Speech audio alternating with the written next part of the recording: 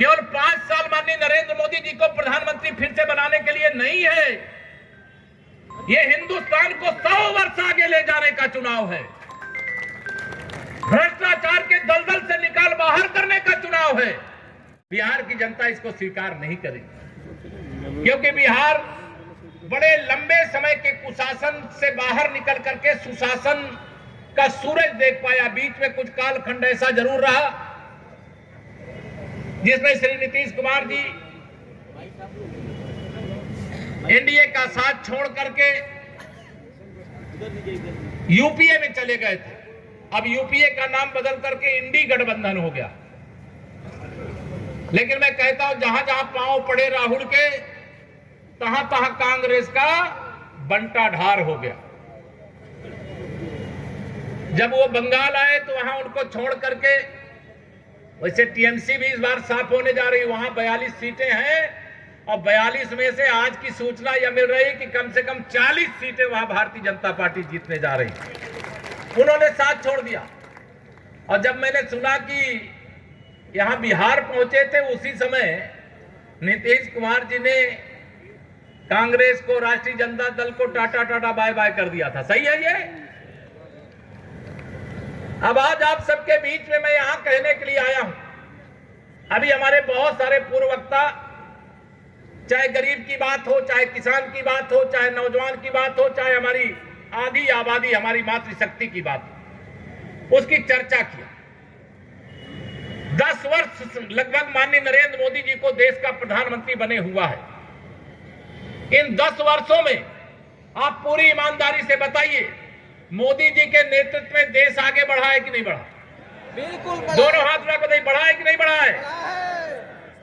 गरीबों के जीवन में बदलाव आया है कि नहीं आया है? आया है। महिलाओं का सशक्तिकरण हुआ है कि नहीं हुआ है? हुआ है। युवाओं के जीवन के पथ पर जो कांटे बिछाए गए थे, वहां माननीय नरेंद्र मोदी जी के नेतृत्व और उनके मार्गदर्शन में फूल बरसाए गए कि नहीं बरसाए गए? बताइए। ये जो परिवर्तन हुआ, क्यों हुआ? इसलिए हुआ कि वो नरेंद्र मोदी जी कोई प्रधानमंत्री के बेटे नहीं हैं, चांदी का चम्मच लेकर के नहीं पैदा हुए। वो एक गरीब मां बाप के बेटे हैं, एक चाय बेचने वाले के बेटे हैं। ये सारे परिवारवादी दलों ने मिलकर के सोचा, ये चाय बेचने वाला देश का प्रधानमंत्री कैसे बन सकता है, इस पर तो हमारा अधिकार है। जब देखे कि देश की जनता तो मोदी जी के साथ खड़ी है, तो क्या करें? तो इन्होंने गठबंधन बनाया। उसको मैं ठगबंधन कहता हूं, घमंडिया गठबंधन। और गठबंधन बना करके इन्होंने सोचा कि 2024 में माननीय नरेंद्र मोदी जी को देश का प्रधानमंत्री बनने से हम रोक लेंगे। आप बताओ, ये चाहे जितना भी गठबंधन बना ले, क्या फिर एक बार मोदी सरकार बनने से ये रोक पाएंगे क्या?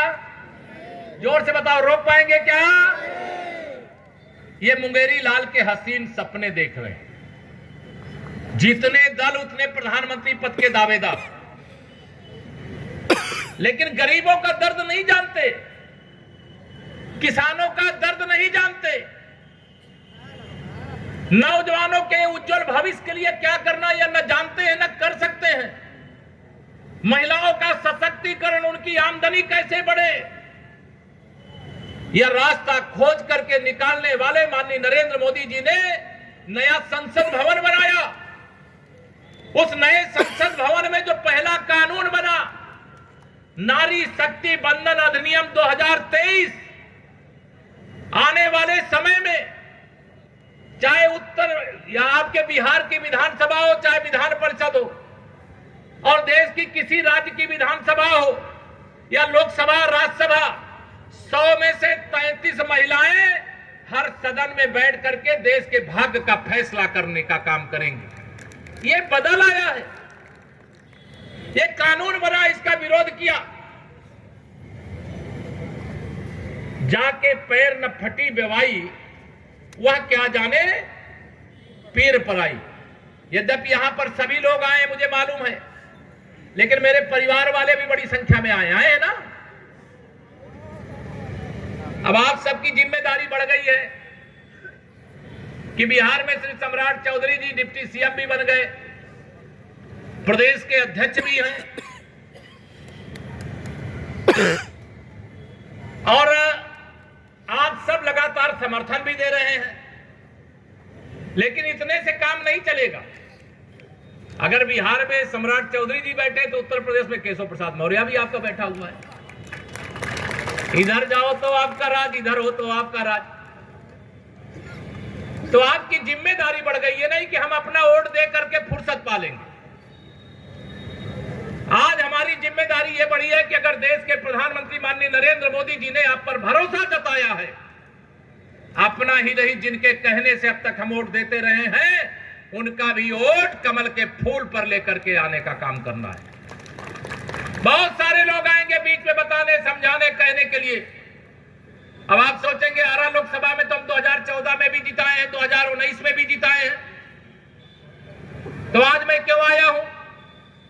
तो आज मैं इसलिए आया हूं कि 2014 और 2019 में तो आपने सांसद बनाकर कमल खिला करके मोदी जी के नेतृत्व में देश को सौंपने का काम किया था। लेकिन इस बार मैं इसलिए आया हूं कि विरोधी प्रत्याशी जो भी आवेगा उसकी आपको जमानत जब्त कराने का काम करना है। करोगे?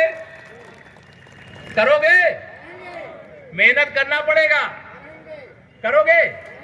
पक्का? देखिए, फिर मैं एक ही बात कहता हूं, हम ये विश्वास दिला करके आपको जा रहे हैं, बिहार और देश में हम आप सबका सर नहीं झुकने देंगे। फिर आप भी हमारा सर ऊंचा करने का काम करना, ये ध्यान रखना। मैं आपको निवेदन करके जा रहा हूं। ये 2024 का लोकसभा चुनाव केवल 5 साल माननीय नरेंद्र मोदी जी को प्रधानमंत्री फिर से बनाने के लिए नहीं है, ये हिंदुस्तान को 100 वर्ष आगे ले जाने का चुनाव है।